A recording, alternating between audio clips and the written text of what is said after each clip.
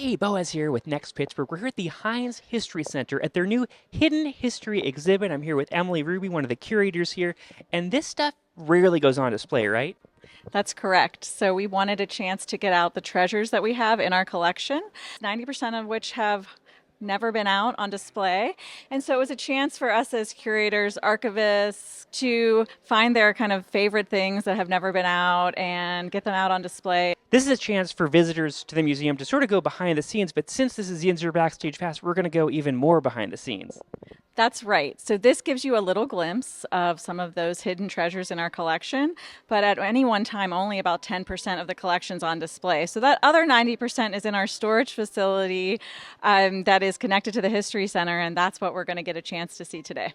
So this is our collections management area, and some of our collections team is here processing the collection. So when an object comes in, we give it a number and then we photograph it, and it's packaged and preserved and then moved into our storage facility. So all of that work happens in this lab here. It looks like a Westview Park sign is being processed right now. This is a collection that came in recently that documents some local amusement parks, mainly Westview. You know, we say that we kind of document everything from, fine art to a hard hat that a miner would use. So, we run the gamut of things. You see, a doll that somebody probably played with as a child, lots of sports memorabilia because we also house the Western Pennsylvania Sports Museum. So back in this room here, this is our mount making room. So everything that goes on an exhibit gets a special mount built for it. And so you can see kind of the tools of the trade in here. So this is our third floor large objects storage. You see it's kind of dark, but as you enter, the lights turn on. Yeah. So as it's named, this is our large object storage area. So on the different floors, we have different types and sizes of objects. So this is sort of the furniture wing over here.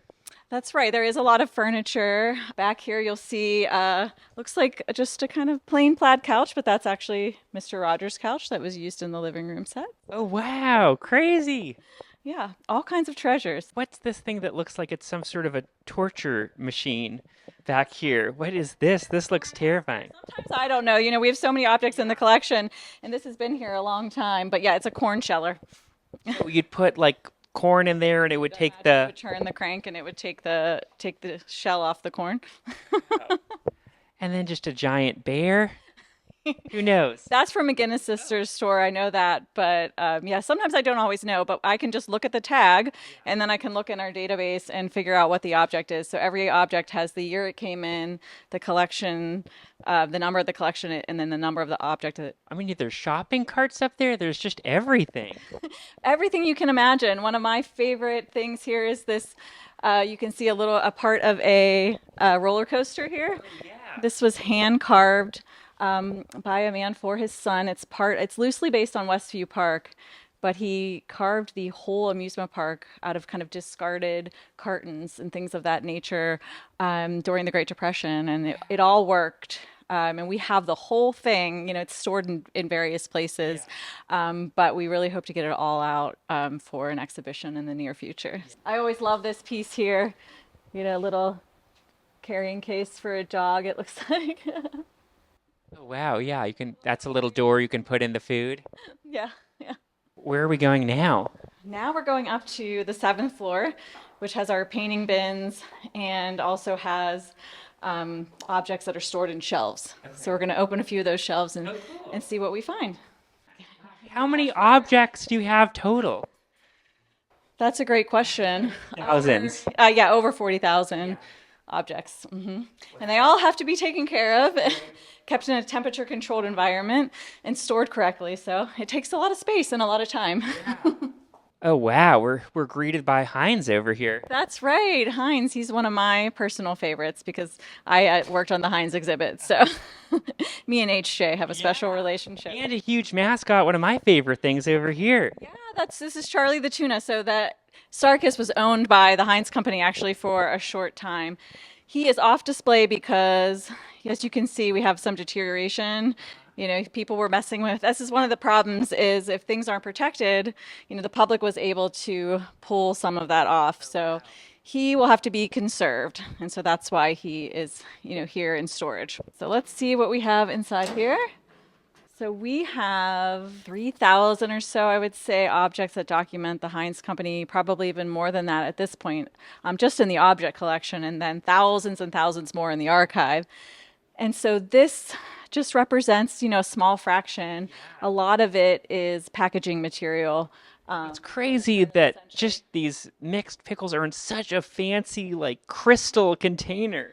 Yeah, and these would all have been display jars. So they would have been used, perhaps at a World's Fair type setup. So you weren't buying this at the store. No, or maybe in the grocery store as a display. Yeah. At the time when you have the grocery picking out your own groceries, you're going in and the grocer is, packaging things for you. Oh wow, you really see the evolution of the ketchup bottle here.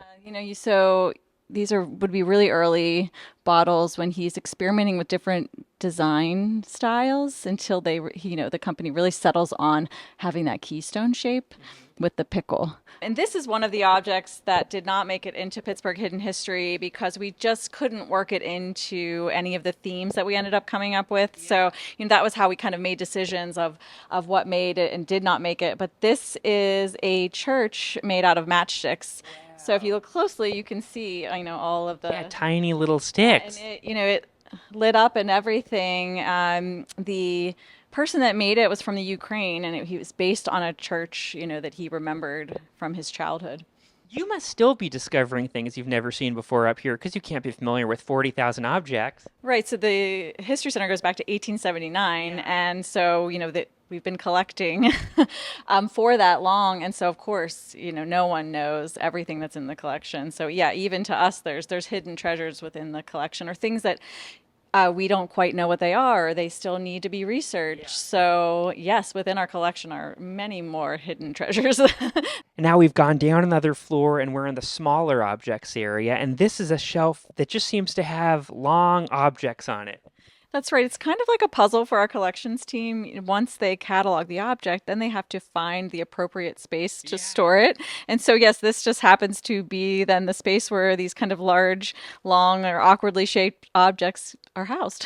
Well, Emily, thanks so much for the tour. It was so cool to see this side of the museum. Thank you. It's so fun to show, what we do on a daily basis. And, we love what we do and we're happy to share it with everyone. So thanks for coming.